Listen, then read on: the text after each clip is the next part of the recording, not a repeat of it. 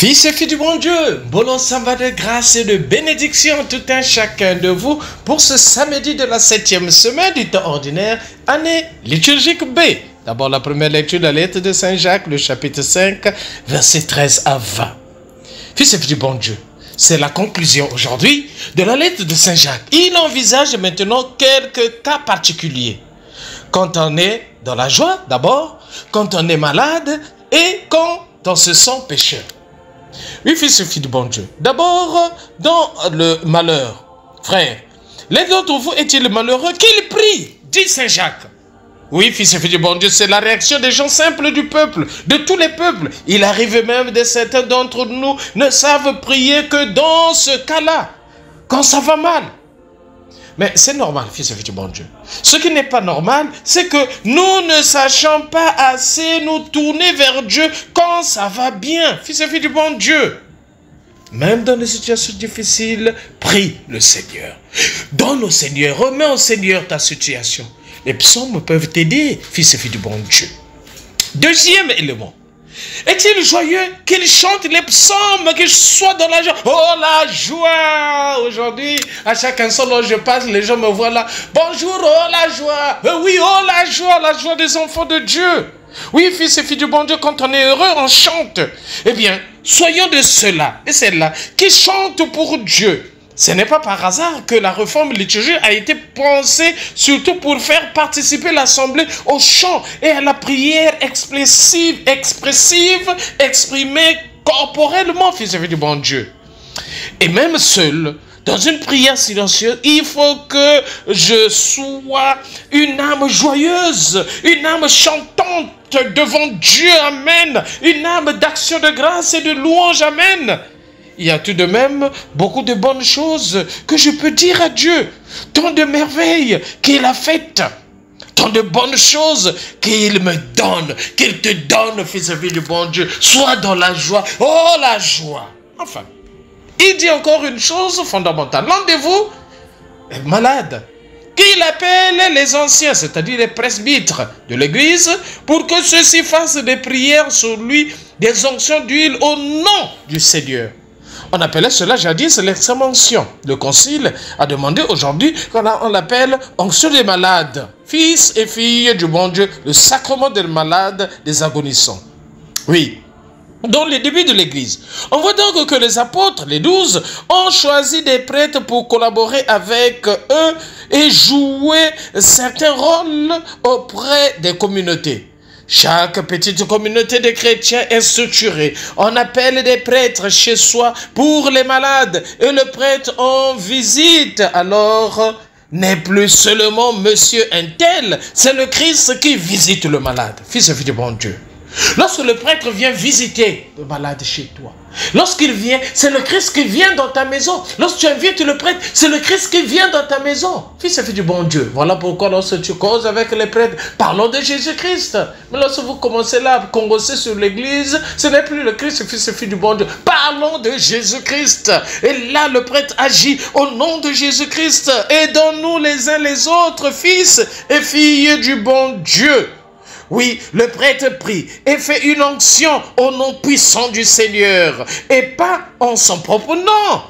Dieu a besoin des hommes et des femmes. Dieu a besoin des prêtres. Dieu a besoin de chacun de nous, fils et filles du bon Dieu. S'il a commis des péchés, 4, ils lui seront pardonnés. Confessez donc vos péchés les uns aux autres. Voici donc un autre sacrement qui est ici attesté, même s'il n'a pas forcément la forme que nous pouvons à lui avoir reconnue. La confession, fils et filles du bon Dieu, aussi, est un de ces sacrements essentiels que nous avons tous à redécouvrir et à rénover. Par le sacrement de la pénitence, on est libéré, fils et filles du bon Dieu. Regarde, là, tu fais la confession. Tu as cité une bonne confession, là, tu sors, là, c'est comme si tu deviens comme un papier en l'air. Tu deviens tellement léger, fils et filles du bon Dieu. Amen. C'est la grâce de Dieu. Amen, fils et filles du bon Dieu. Les premiers chrétiens devaient se confesser, sans doute les uns aux autres, en toute simplicité. Cela ne nous est pas demandé. Mais nous ne sommes jamais dispensés de donner une dimension communautaire et ecclésiale à ce rite. mon pardon engage et fruite l'ensemble. Oui, fils et filles du bon Dieu. Également ma grâce, voilà pourquoi demeurons dans la joie que le Seigneur donne à chacun de nous, fils et filles du bon Dieu. L'évangile d'aujourd'hui. Marc le chapitre 10, versets 13 à 16. En présentant à Jésus des enfants pour les lui faire toucher. Mais les disciples les rabrouaient. Voyant cela, Jésus se fâche. Il les embrassait, les bénissait en leur imposant les mains. Fils et filles du bon Dieu. Cela nous révèle un Jésus très humain, proche de nous. Un Jésus qui se fâche quand il n'est pas d'accord. Un Jésus tendre, aimant, sensible. Un Jésus qui embrasse. Fils et filles du bon Dieu. Cela met d'autant plus en évidence le contraste entre son attitude à lui et l'attitude des apôtres qui rabouraient les enfants. Quand on aime un enfant, quand on embrasse un enfant, quand on défend les enfants, on continue une attitude profonde de Jésus. Pour Jésus, il n'y a pas d'être insignifiant. Le plus petit, le plus faible, le plus sans défense, le plus rejeté est le plus sacré. Un regard particulier du Seigneur, fils et filles du bon Dieu. Laissez venir à moi les enfants, ne les empêchez pas, car le royaume des cieux est à ceux qui leur ressemblent, nous dit le Seigneur. Amen. Oui, ce n'est donc pas seulement un amour naturel, charmant. C'est une prise de position théologique, pourrait-on dire aujourd'hui. Pour Jésus, le royaume de Dieu n'est pas réservé aux adultes qui font le ngunda, mais à ceux-là qui vivent dans la simplicité, comme des enfants. Les enfants sont capables d'entrer en relation avec Dieu de manière authentique. De temps en temps, demande à un enfant de te bénir. Oh, je me rappelle, à chaque instant, un enfant à l'embarrané, à la sortie de la messe, qui me disait, Père, je vous bénis. Oh, c'est merveilleux. Mais c'est la bénédiction qui vient de Dieu. Fils et filles du bon Dieu. Oui, les prises de position de Jésus en faveur des enfants dans ce contexte ont une résonance capitale. L'enfant n'est pas insignifiant. C'est une personne. Et devant Dieu, il y a valeur infinie. De multiples paroles de Jésus prouvent, fils et filles du bon Dieu. Parce que l'enfant sait la dépendance. Regardez l'enfant. Et l'enfant ne sait pas que si tu as le salaire, si tu travailles, si tu ceci. L'enfant se réveille le matin. L'enfant sait que dès qu'il demande son café, tu vas donner le café, tu vas te débrouiller. Sinon l'enfant va pleurer parce que l'enfant sait que tu es là. Même si la conjoncture est difficile, l'enfant sait.